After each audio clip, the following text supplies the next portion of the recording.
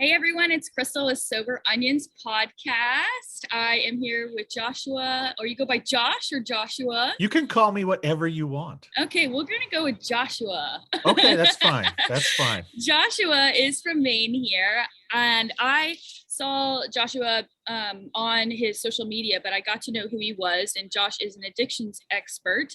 He's also certified betrayal trauma coach, and he's author of books. You've been on TED Talk.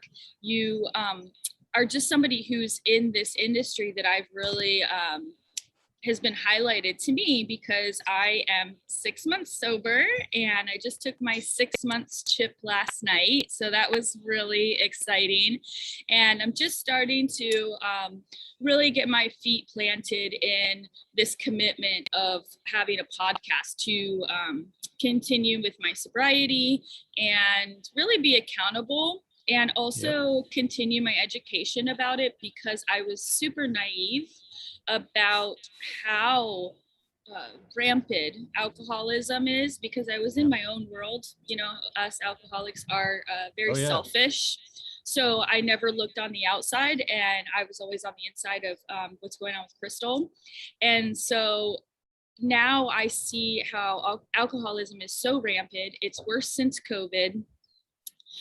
I see people feeling more comfortable to break the stigma of, you know, not feeling judged for even getting healthy and not drinking, even if they're not an alcoholic, but we're just not quite there yet. I don't feel, my personal opinion, because I was in the medical field for a very long time, I don't feel that people are going to realize the aftermath that the chemical process is just creating right now. Right now, we're in this COVID mode, and we're drinking and we're drinking and we're drinking, and we're ordering it online now. So you can just have it delivered to your house. So you don't even have to feel guilty walking into a grocery store and buying 5 bottles of wine. So there's no longer that somebody's watching me when I go in the grocery store. So if I grab a bottle of vodka and 3 bottles of wine, and I have to lie and say I'm having a party, and really I'm just taking it home. And now with our technology, I mean, they're working on drones dropping stuff at your house, you know? So it's all fun right now and it's all convenient, but the chemical imbalance of the addiction, and that's what put me to my rock bottom, because I drank for so long, was the fact that I woke up in the morning and I needed that drink chemically. My body needed it. I was addicted to the chemical, what was inside the alcohol, and I was drinking because I didn't even know why. And then I feel like that's going to be a big boom. I think it's going to be a big boom of people who just start drinking and don't know why, because they started this whole thing during COVID. And so, with that coming, I'm trying to do as much education on it. You are living in Maine with your wife and 2 kids, which Maine is a close spot in my heart, because I was a flight attendant for a private charter company that our main office was in Maine. So I got to fly up to Maine quite a bit, and I loved Maine. It was one of my favorite places to fly. I had some really crazy experiences there. I had an aborted flight. I don't know if you know what that is, but it's basically when you start to take off and then something happens, like a light comes on or they get a don't go, and we literally have to drop on the tarmac. And I'm the flight attendant, and it's a private charter, so it's 50 passengers and 1 flight attendant. So, and since September 11th, once they close that door, the pilots are inside and the flight attendants are it. Like, I don't think people realize that, but since September 11th, the pilots don't come out. No. You know, so I was sitting there, and when it's a small plane like that, you're strapped in and you're facing the passengers. So you're sitting there and you have to be like, everything's I've been great. on some of those. And you're like, great, this is great. And we dropped, and I screamed like a girl, like I was scared. And they looked at me like in the aisles, and they were like, are we gonna die? And I was like, probably. Like we hadn't even left the tarmac. Was this Portland or Bangor? Portland. Okay. I was in Portland once I was taking off. I think I was going to Ottawa, Canada. It was only like a 24-seater, and we're starting to taxi. And I looked down in the aisle next to me, and there's smoke coming up. Oh, And yeah. I'm like, oh, not good. And I leaned over and I waved to the attendant, and I was like, Yeah. and she leans over and she goes, Yeah. and she hit some button or did something, Yeah. and we And it went was back like, to the gate, and I don't know what it was, but I was just, oh my God, who cares? what would Hey, have happened if we didn't see that? if You you know, didn't see that, yeah, that's the thing. That was a God thing. if I didn't see that, what would have happened? And yeah, that's my scary Portland flying Well, story. unfortunately, due to my alcoholism, that was a job that I lost. So I came for a flight, and you can't drink for 8 hours. Pilots, it's a little bit longer. And prior or prior. Yeah, okay. prior to the flight, you can't drink, and they do random blow tests. I did not do a blow test, and I had longer than 8 hours, but I had it coming out of my pores. You could smell it. Yeah. And so that's a true alcoholic right there. I was functional in my mind. Okay, it's 8 hours. I can be a flight attendant. You couldn't beat the blow test? I did, but I smelled one of the passengers made a comment and filed a complaint saying that I smelt like wine. So I even took that flight. I got fired after the flight. So I did the whole flight and everything. And it was devastating. And I didn't tell anyone until I got sober. No one's known. Everyone thought I got a better job somewhere, and I just stopped being a flight attendant. And I was mortified. And, and there's so many people out there. I have people that call me and they're like, I just lost my job. Now what? I'm an alcoholic. I just lost my job. Like, I was hungover and I was late and my boss could smell it. It's the typical thing. And so it like I said, it's so rampant right now. So I'm very passionate about that, about that subject. And I'm excited to just see where you're from, how long you've been sober, why you got sober, how did you get on TED Talk? I mean, that's super cool. And you're definitely someone who someone like me looks up to, because Thank you. I kind of came into this so fresh, and I'm just privileged that you would come on the show today. So tell me about you, Joshua. Yeah, it's I've written 3 books, so I hope you have some time. But no, I mean, it's my story is very typical when it comes to addiction. I fully believe that addiction is just a symptom of bigger issues, and I didn't learn this till 30 years later, but my big issues were repressed trauma because of abuse I suffered at the hands of a babysitter when I was a little kid. And because I didn't have proper coping skills, proper survival skills or whatever, when I was 12 years old, I began my addiction to pornography. When I was 14 years old, I began my addiction to alcohol. And pretty much from that point forward, there were very few days in my life where I didn't engage in both or at least one of those activities, straight up until March 20th, 2014, when I quit pornography. And then 2 weeks later, or 10 days later, on April 1st, 2014, I quit drinking. Basically, I lost my job as well, and I was 1/4 owner of a very large company. I was a city councilor at the time. I was the founder of a film festival that started getting some major international traction. So everybody knew who I was, to the point where when I got fired from my job at the publishing company, it actually made the news. So everybody in town knew that I found out that, I was an alcoholic and a porn addict, and it spread really fast. So it wasn't like I could hide it or say I got a better job. Everybody knew my business. And so I went to rehab 10 days after I quit porn, and then the day that I quit drinking, because a messed up system. I had to show up drunk at rehab so my insurance would cover it. And which is a mess, but whatever. It let me drink one last time, and I could really mark the time. The last time I had a drink was just about midnight in a parking lot at a at a liquor store in what do you call it? Laguna Beach, California, because my brother lived in LA at the time. He picked me up at the airport. I wanted to get as far away from Maine as I could. So I went to a detox at Laguna Beach, and then I went to full on rehab in Palm Springs a few days later. And ever since then, I have not relapsed once, knock on Awesome. wood. Thanks God. I think that has a lot to do with the fact I'm very stubborn. And I think it has a lot to do with the fact that I have an OCD with statistics. I love statistics. I love research. And every day that my sober count goes up, that's another day that if I fail, I'm going to have to start all over again. And right now, if you go back to as we record this in November of 2021, that's 7.5 years I have.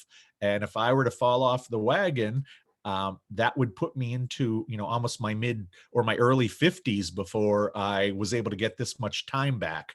And so it's just me being a stubborn mule that's keeping me sober when it comes to, I like statistics and I like how big my number's getting, and 3,000 days is on the horizon. So I'm excited about that. Wow, 3,000, Yeah. that's amazing. It's funny that you say that, because I'm actually doing a study about genetics in alcoholism, and I'm actually trying to get some nurses and doctors on my podcast just to talk about it, because for me it's huge. Everyone in my family above my parents are alcoholics, or they're dead.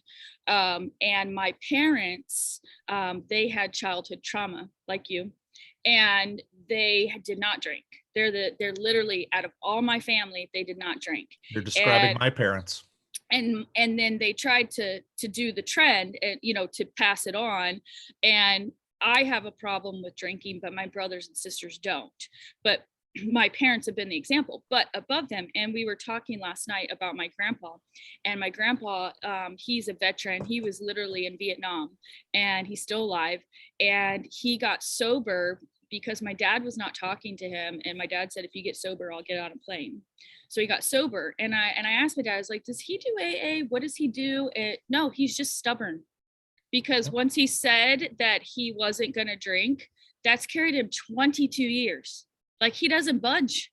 And I'm like, I'm not that person. I'm emotional. I'm all over the place. I need someone to call me. Like, I got to call my sponsor every single day. And it blows my mind, because he's like you. He's like, I'm not going to be another statistic, and relapse. Like, once I say no, I'm saying no. But anyways, not to cut you off, keep on going. So I went to this rehab in California, and I thought that this was in my family and friends. And after I got fired and all, there was a intervention finally, and it was basically laid out to me that there was going to be a lot of trouble in my life if I didn't get my act together. And I went off to this rehab in Palm Springs and said, okay, 28 days. I know how this works. I saw the Sandra Bullock movie, and I will fake it, and I will get through this. Cause number one, I don't have a drinking problem, and, okay. And number two, if I'm in California in March, or in early April, this is great. Because while everybody loves Maine from the postcards, that's not the Maine that I live in November or February. So I said, okay, I'll fake it. And then 8 days into it, we did an exercise that made my jaw drop. And what we did was we figured out how many times in our lives we had probably driven drunk. And that was one of those things that I was more than willing to do. And even though I knew it was wrong and knew it was bad, I did it with my kids in the car. I did it with my wife in the car. I did it with my parents in the car. And I mean, I did not care. And unfortunately, in the last year or two of my addiction, I was so well known locally that even when I got pulled over by cops, which happened twice, they let me go because I was a city councilor, and guess who decides the budget for the police station or the budget for the police department? And guess who was always a big supporter of the police, and they knew it. So Josh, you seem drunk. And it's like, yeah, I probably am. Okay, well, I'm going to follow behind you while you go home. Mhm. Okay, sounds good. And that's, I kind of created a world where my community enabled me in some ways. And so I figured out that I had driven drunk. The number was 1,666 times. Wow. Uh, and yeah, and I never got a ticket, never went to court for it, never got in an accident, never hurt anybody. But that was my, OMG wake up call. And then it was like I started listening a little bit more and paying a little more attention. And instead of being there, and I realized, oh my, I am the alcoholic they're talking about Yeah. specifically here. And so I said, okay, I'll pay more attention. Yeah. And pretty soon it was like, okay, I get this program and I get that there's a lot going on with me. And instead of being there for 4 weeks, I was there for 10 weeks. Yeah. And at the end, at the last 3 or 4 weeks, my caseworker recognized that I had some issues around pornography, around sexuality. And he asked me to meet with a friend of his who was a certified sex addiction therapist off campus. Now, I knew that for many years I had used pornography, also as a numbing agent, Mhm. also, same reason I drank. And But I thought that my pornography use was just a bad decision or a bad offshoot of my alcoholism, because most of the time I looked at porn, I When you also were had a drunk. big drink in my hands. Sure. And it was this therapist who helped me understand that porn addiction was an actual addiction, that there was plenty of research and study behind it. He helped me realize that I had a porn addiction, and he helped me unlock some of those memories of that babysitter that I had absolutely repressed, and made me realize that it probably grew out of that situation. And it's something that, my coping skills and my survival skills were created when I was a 5 or 6 year old boy. And while they maybe worked with a 5 or 6 year old boy, they certainly weren't working for a 36-year-old man. And so he just broke it down for me. And then when I came home, I started seeing a therapist full time. I saw her twice a week at the beginning. I think it was 2 hours each time. She's still my therapist to this day. I love her to death. She's actually a mentor of mine, because most of the time I sit with her, it's like, okay, I'm coaching people and saying this. Do you think this is right? Do you think this is wrong? So I want to make sure I'm doing it correctly. But after about 9 months, we both kind of came to the conclusion that I needed more help. And I hadn't relapsed, but I needed more help specifically in the pornography department, and just some of the attitudes around it and how I became that way. So I went back to a rehab in Texas in 2015, and I was there for 7 weeks specifically for porn and sex addiction. But what was nice was that it had already been more than a year that I'd looked at and used porn. So I didn't have to fight the cravings, which allowed me to focus more on the trauma Mm. side of things. And that was absolutely a transformational experience, being Yeah. able to focus on that full time for 7 weeks and meet other people who are going through the same thing. Rehab on paper shouldn't work. Let's get a bunch of these broken people together, put them under house arrest, and then preach to them good health. And it's like, Right. wow. And it does work for some of them. And I Right. thankfully, thank God I was one of them. And I came out of that experience. And that was when I went to the bookstore at that point. And I was trying to get some books on addiction. There were a fair amount of books on addiction. There were a fair amount of books on alcoholism. There was nothing about porn addiction. Mhm. And while I can go online and I can read the New England Journal of Medicine and understand it, and not just understand it, but enjoy reading that kind of stuff, I recognize most people in this world don't. It would be like asking me to read Shakespeare and enjoy it. It's foreign. I don't understand it. Even though it's English, I don't get it. And I know a lot of people are like that with academic journals. So I decided, since I had 25 years as a journalist, since my sort of public career was down the tubes, I needed to I don't want to say reinvent myself, but I wanted to do something to give back. And it just seemed so obvious write my memoir and about what happened to me. And it's kind of about the rise and fall of my last magazine business while it was the rise and fall of my two addictions. And or three, if you consider workaholism one of them, which probably did lean into that as well. Um, but so I wrote that book, and I thought that would be my contribution to the world. And then I'd just be a freelance writer or a ghost writer for the rest of my life. And I thought maybe I'd get a couple of emails from addicts. And what I got was deluged by wives, mothers, girlfriends, husbands, and people who had partners who were porn addicts. And to this point, I had never heard of the concept of betrayal trauma. And when I started to talk, what is betrayal trauma? What does that betrayal mean? trauma is essentially, in this day and age, we are assigning betrayal trauma to partnership where infidelity or a massive lie is discovered. Now, that's the most popular definition. It really means any time that somebody who you absolutely unequivocally trust 100% breaks that trust. And that can mean a lot of different things. That can happen in childhood. A child can view parents who get divorced as absolutely traumatizing them, absolutely betraying them. You two are supposed to stay together forever. I've heard plenty of marriage vows, and now you're doing this. That's not what I signed up for, and I have no control. Or one parent dies or a sibling dies. There can be a sense of betrayal. You're not supposed to die at 15. Or, I'm a 9-year-old kid. You're not supposed to die on me. So that happens as well. There's plenty of types of betrayal trauma, but the big one out there, the one that gets the attention, the one that I spend my time working with clients on, is the infidelity or discovery of an addiction, usually pornography. Sometimes it can be drugs. Sometimes it's quite often gambling. That's an easy one to hide.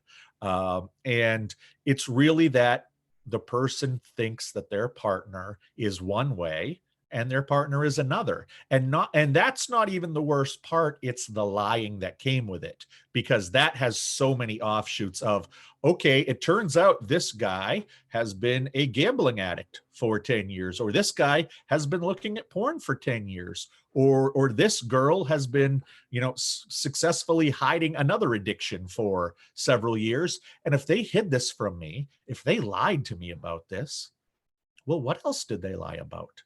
And when it comes, to trust, that disappears. If I didn't know that you were an addict for 10 years with something like this, what else have you hidden from me? Who are you really? And Yeah. on top of that, when you move into infidelity, when you move into things like pornography addiction and other sex-related addictions, you are talking about often a feeling of, was I not good enough in bed? Is my body not good enough? Oh yeah. Why am I not good enough? When that is not the issue at all. I mean, for me, I became a porn addict at 12 years old. I met my wife when I was 26. How is it at all possible she had anything to do with my porn addiction? She didn't. However, from her point of view, well, it must have had something to do with her, especially if I hid it from her for so long. So that is a very common thing. That's what betrayal trauma tends to be these days. But I Yeah. tell people, it's very much like everybody on earth has told you that the sky is blue and you believe it. You have seen the sky is blue. What happens if all of a sudden tomorrow morning I tell you the sky is yellow? You go outside and you're like, no, it's still blue. And I pop a couple of lenses out of your eyes that were put in when you were 1 year old, and suddenly the sky is yellow. We've all been lying to you. This has been a big Truman Show kind of thing. Mm-hmm. If Truman Show is a great example of betrayal trauma, when he realizes his entire world is a lie. And that's how somebody suffering from betrayal trauma feels, is that what they know, what they trust, turns out to be a complete lie. And if Yeah. that's the case, how can you trust anything? Exactly. And that's a big I'm deal. I'm this comes close to home for me, because that was what started my drinking. Was after my pregnancies, my husband actually told me, my kid's dad, that he had a porn addiction. And when you get told that, you're like, so stop. like, you Yeah. know, what's your, like, really, you know, and that Yeah. was before the internet. Okay. Right. Oh, that. So, Yeah. you know, so it was magazines that I would find or something like that. And so it became a bone between us. And then when he got shipped overseas, he actually knocked up a girl in his unit. And so I dealt with so much of that. Like, it had to be me. It was because of my pregnancies, is because we couldn't have sex. It was because of Right. this. And, you know, I was going through so much at the time. And I was like, but I feel great when I'm drinking, you know, so I wouldn't care. And that was the start of my drinking, but I was very private about it because I was so embarrassed. Right. I couldn't tell anyone, especially we were like 21, and I was like, how do I, we were, you know, Christians, traveling missionaries, you know, we met Australia, Fiji, like on mission work, you know, like, how could I tell anyone that my husband was a porn addict? And then when I had to find out from his best friend that he had someone pregnant, you know, like, it was torture for me. And I'm I sure. used that to start drinking. But, you know, obviously I'm older now, and I've worked with a therapist, and I've, you know, I'm going, you know, I'm dealing with all that now. And it's amazing, like you said, how those are the reasons that people use a substance or pick an addiction.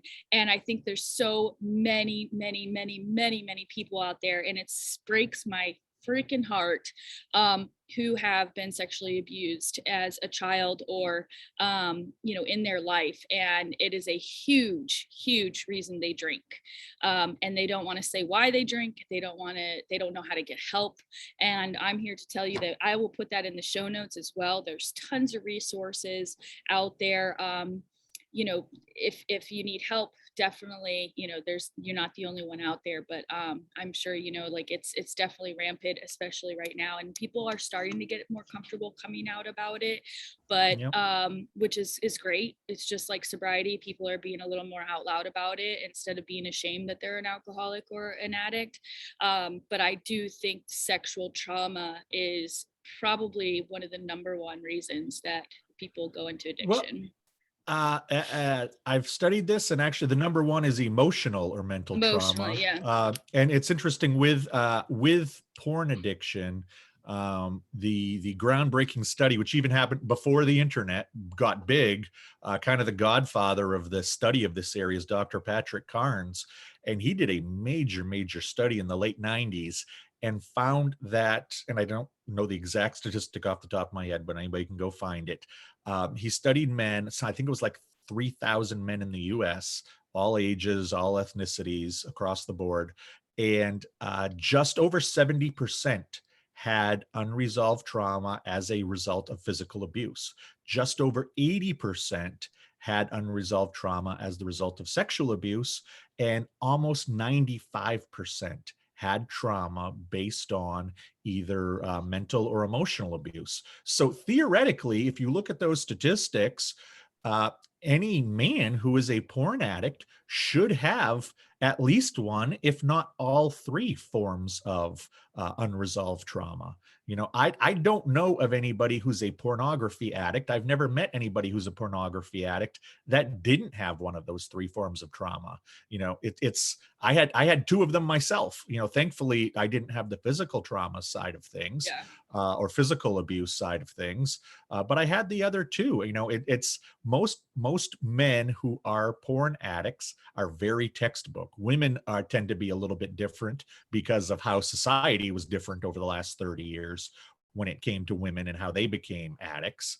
But it's one of those things now with high speed internet, with all of this isolation we're going through. Everybody, the numbers of porn addiction growing are ridiculous. Right now, according to my favorite study, because it's the scariest, 32% of men 18 to 30 say that they believe they have an issue with pornography. That's 1 out of 3 men in the US, and it's 1 out of 5 women now, because we don't talk much Yeah. about women I who know we have porn don't. addictions. But really, you know what? you have working sex parts, just like guys have working sex parts. And the thing that kept women away from porn for so long was, number one, the access to it. Most women didn't want to be caught walking into an adult bookstore, didn't want to, do that kind of thing, bought their sex toys online. And now that you've got high-speed internet coming, it's so much cheaper to create pornography that's geared towards specific groups. You think about back to the magazine era, the videotape era, when I came of age, that's when it cost a lot to make a porn movie. These were real movies made out in California. Now, if you and I get together early enough in the morning and we've got Craigslist and some editing equipment, we can be on different coasts and we can produce a porn movie by the end of the day. And we're making money with it by the end of the day. So now when you look at porn addiction statistics, the biggest growing communities, straight white women, straight black men, and people in the LDS or Catholic churches.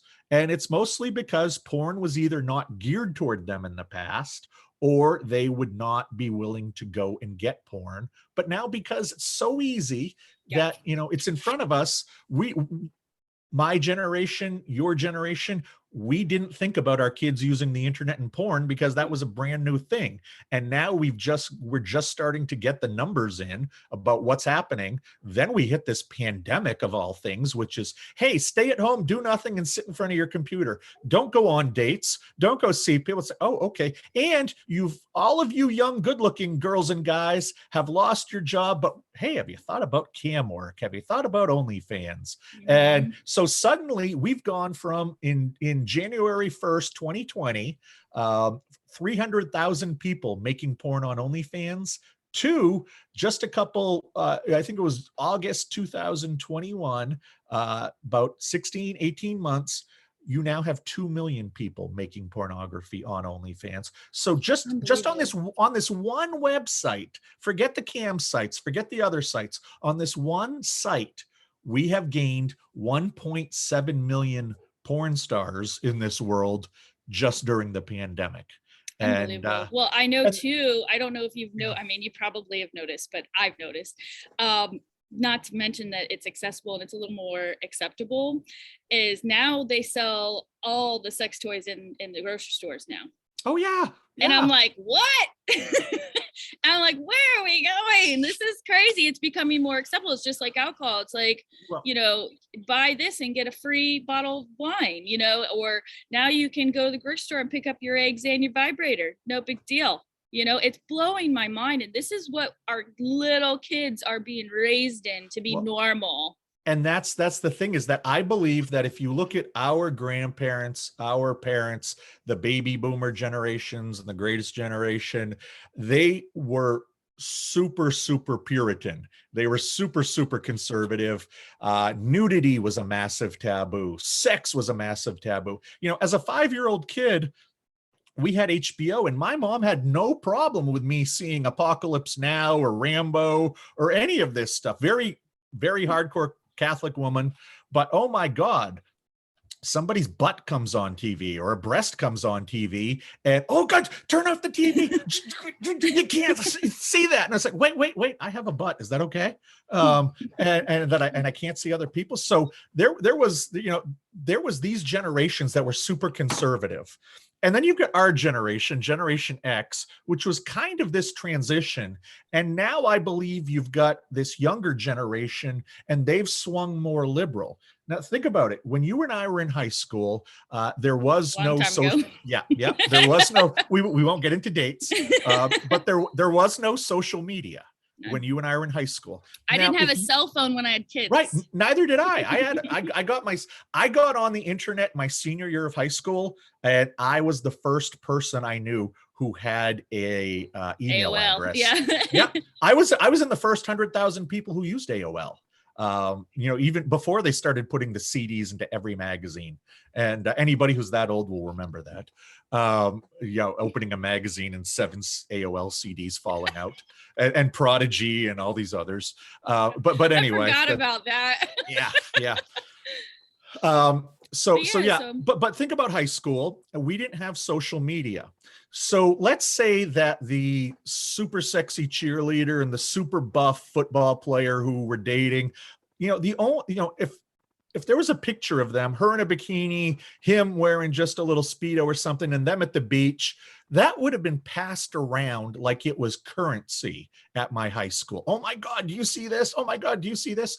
Now, every 15 and 16-year-old kid is basically expected to have a Instagram where they're half naked on it, where they have all these bikini photos, where they have these photos of guys just wearing little shorts showing their abs and whatnot. And how much of a transition is it really from wearing a bikini top to dropping the bikini top? And if I'm willing to pay $20 to see you drop your bikini top, and if I'm not the only one, but there's 200 of us out there that are willing to pay $20 to see you drop your bikini top, well, why the hell are you going to be a bartender or work at the Gap or any of that stuff when you can make $4,000 or $400 by, showing me your boobs once a day? Well, you know what? Business wise, I can understand how somebody who has been raised with far more openness and far fewer taboos towards nudity or sex would think that that's a viable road to go down. And I think that's what's happening to us, is that what we need to do is find some middle place. I don't think that our parents and our grandparents had the right idea. And I don't think that my kids' generation has the right idea. I don't think ours did. Generation X was just here to watch the world burn down. Our parents screwed the world up. Our kids are going to save it. We just watched it burn down. And that's pretty much what we'll be known for.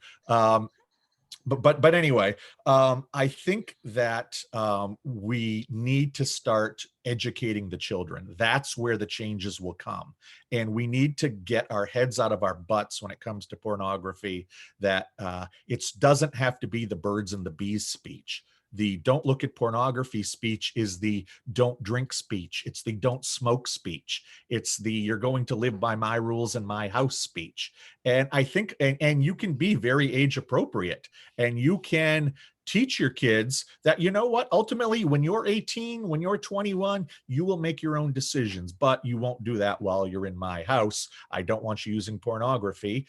Now you can say that to a 13, 14-year-old, but to a 7-year-old, all you have to say is like, if you're looking at TV or you're looking at your tablet, or one of your friends is showing you something and you see naked people without their clothes on, just let me know, because kids shouldn't be looking at that stuff.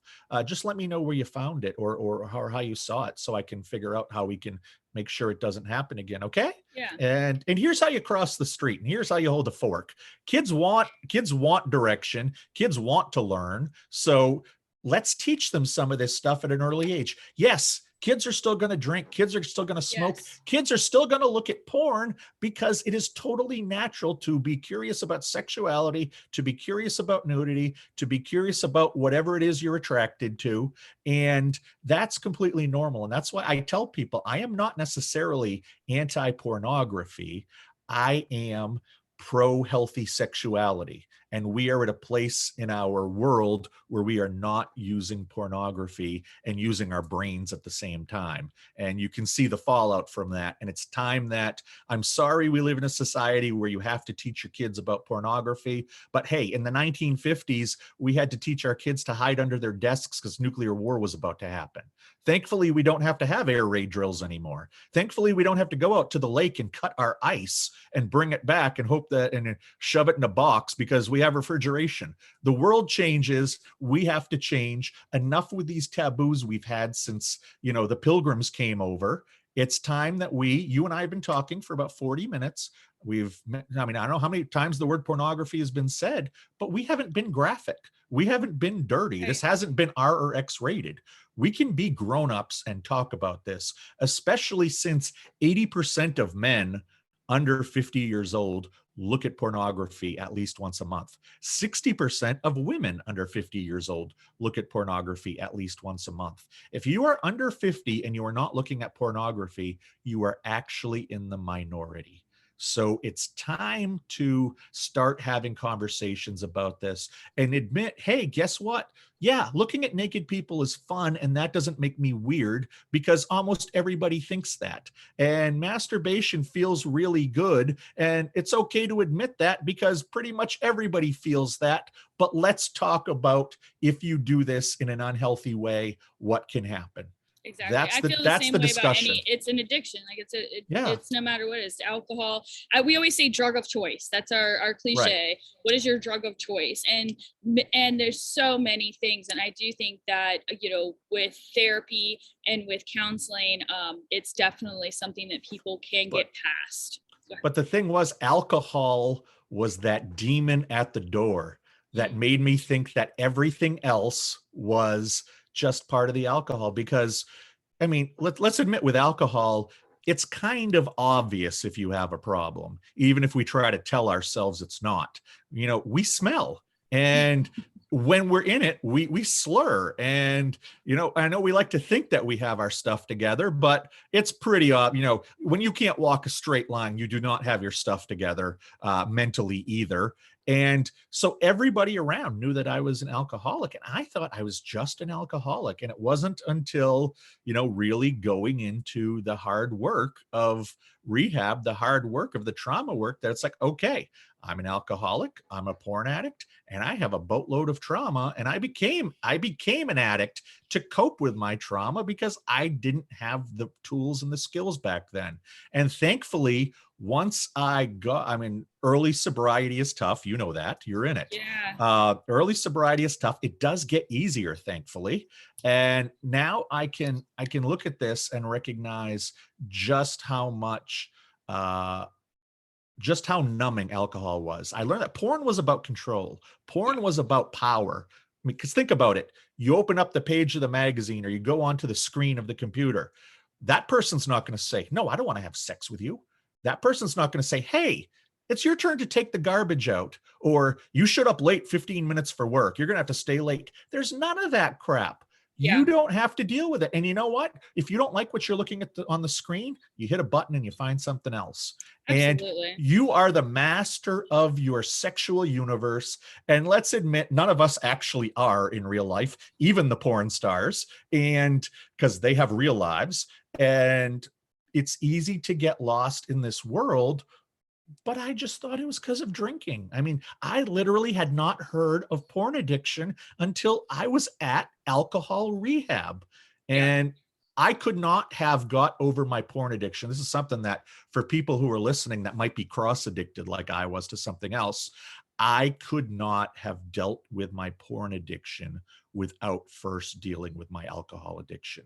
Absolutely. I absolutely know that. Thankfully, I quit both at the same time, Right. but I focused on the alcohol first. If I hadn't tamed that beast, if I hadn't figured out why I became an alcoholic, I would not have been able to tackle the pornography and get through that stuff. So that's something to throw out there. Is I think Definitely. if you are an alcoholic, deal with that first. Well, that's kind of what I was thinking when you said that, is how the sobriety has given me so much clarity on things that, and of course I'm working my steps because I'm in the AA program, which is, not for everyone, but it is for me.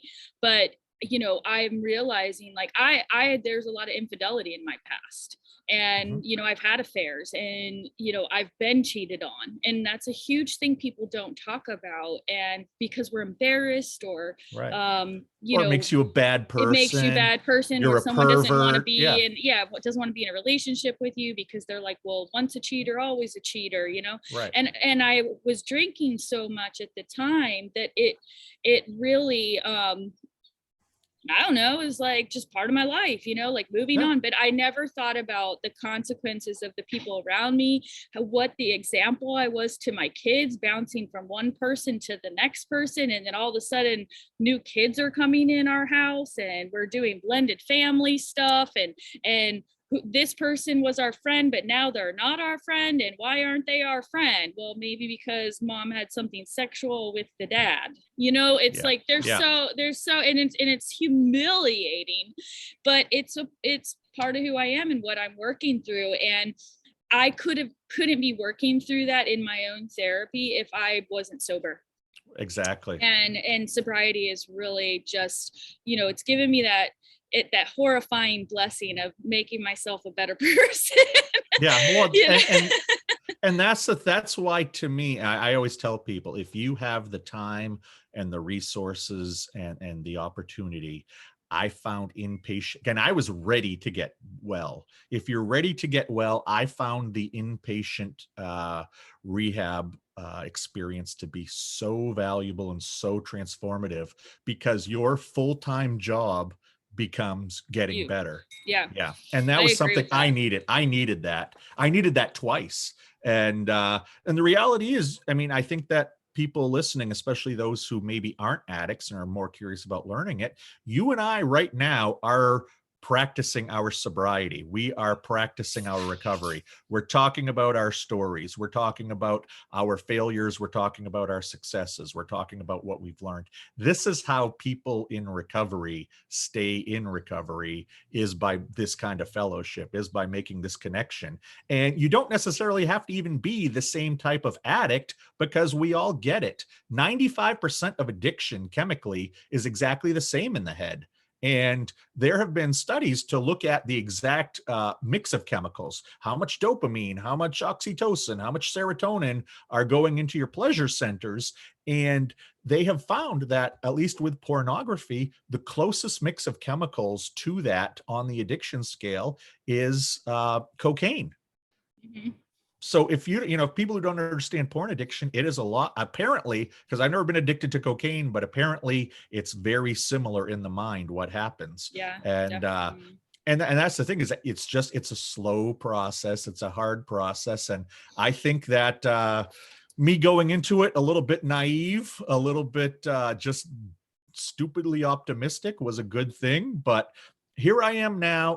I would never have guessed that I would be coaching people both on stopping their pornography, and the partners on feeling better. And I'm actually even branching out, as people refer me to, just other addictions and other traumas, which is fantastic, because really it's a lot of coaching, a lot of therapy. It's just about being able to work with someone who's willing to open their mind a little Yeah. and explore things they didn't talk about.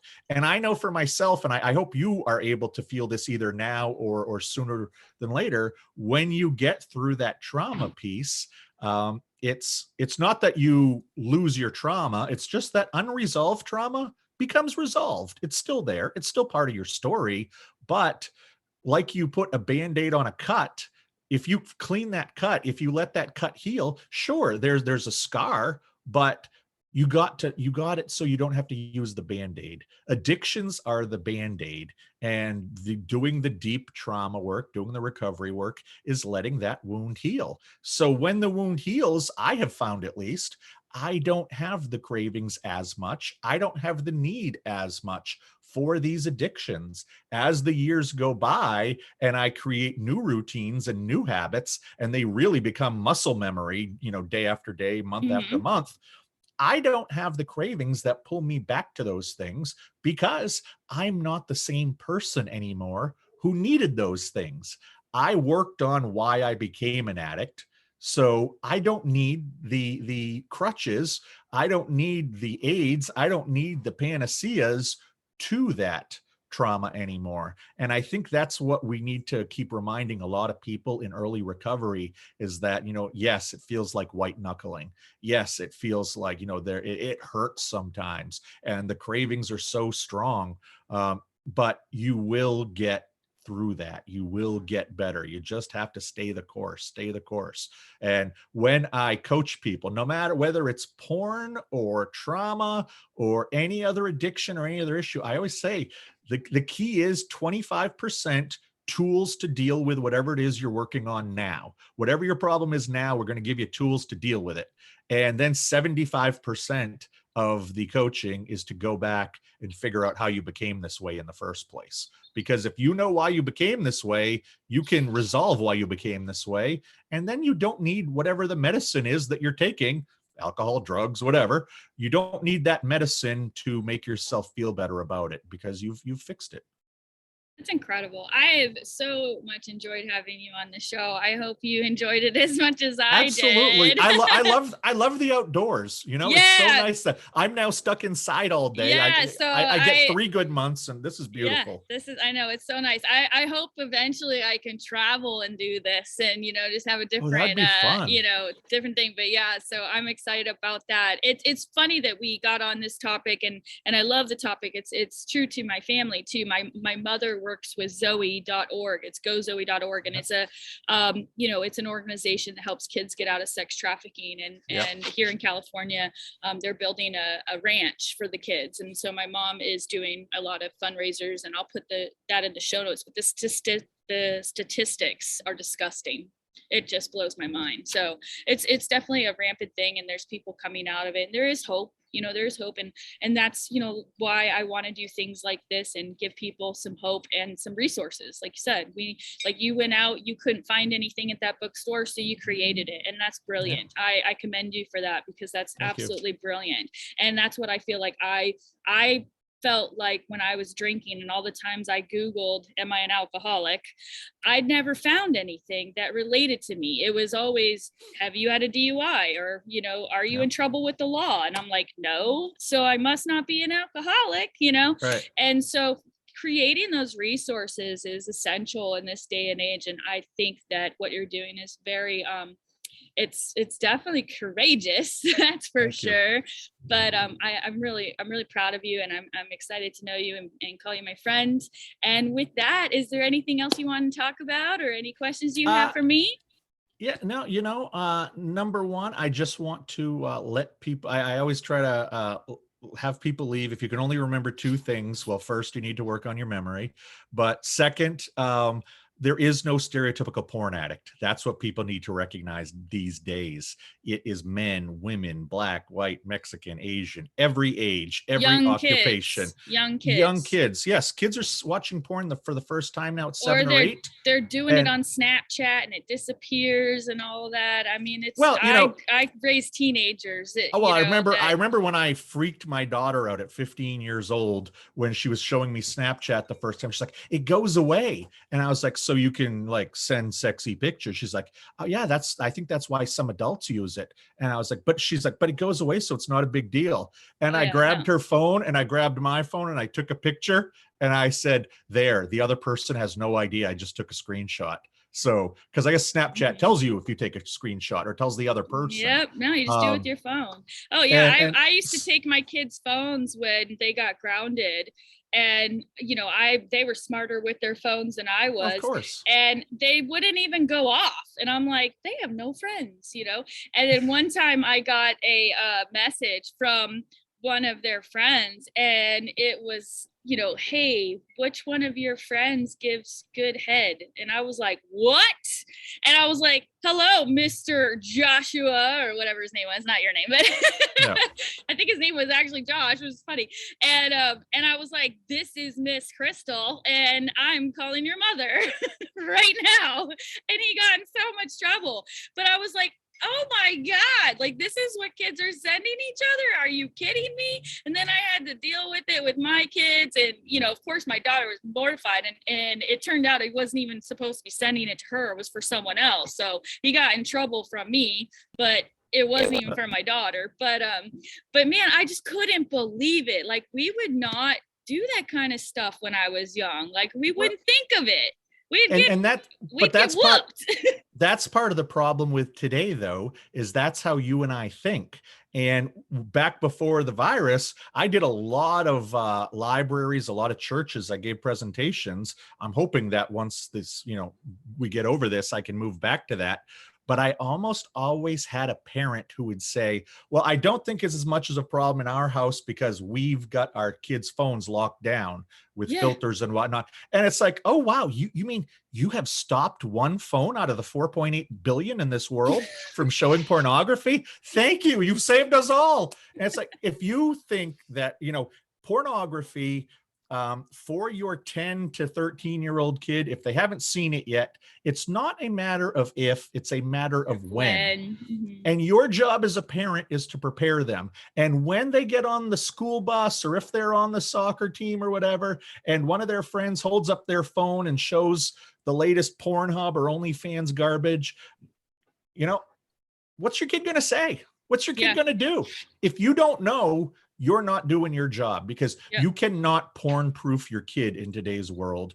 All you can do is prepare them for it. And if you're not preparing them for it, you know, I think that you are risking, you know, a tough future, because it's much easier to have a conversation about pornography now than it is to deal with your child's pornography addiction later.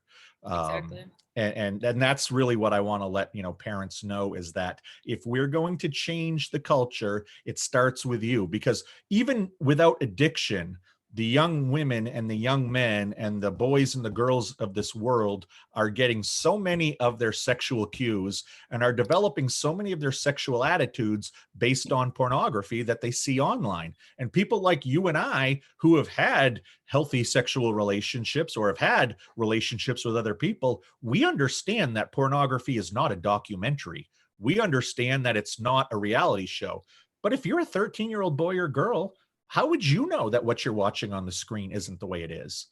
And we are seeing, when I do college speeches, or when I talk to college kids, there is so much about the pornography that is pervading their sexual attitudes and the way they act, to the point where, and I won't go along with this, but there are so many young females in college who do not like or want to have sex with virgin guys in college because they act like porn stars, or they try to, and these women don't want to deprogram them. That has nothing to do with porn addiction, but because most of these guys who watch porn don't end up addicted, but they end up, oh, well, I have to throw her on the bed. I have to put my hand around her neck. I have to talk like a truck stop, you know, vagrant. I have to, you know, hold her down and bend her in a pretzel. And I have to finish everything with her looking up at me. And it's like, that's not. Yeah. Am I losing you? It's just, I see you. Okay. Okay. Sorry. And that's not how real sex works. And ultimately, if we are going to knock down these growing scary statistics of what will be a very unhealthy sexual society very soon, if we're not already there, we need parents to take a more proactive approach. I agree. At teaching children how to use pornography, or what pornography is. And that means not shaming, not making them feel bad, not attaching some kind of good or evil to it, not attaching morality, not attaching shame, just saying, you know, here's the way it is.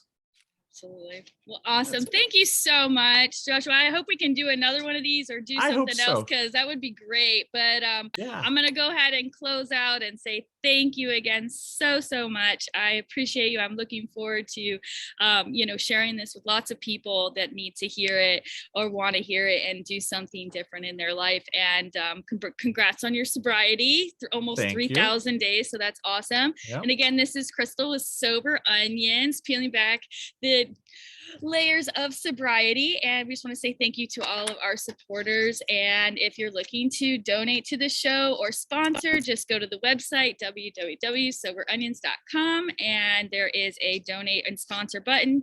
It's also at paypal.com/soberonions. And also we'll put something in the show notes about gozoe.org. And we just want to shout out to everybody and say thank you. And remember, if I can do it, we can do it. Bye, guys.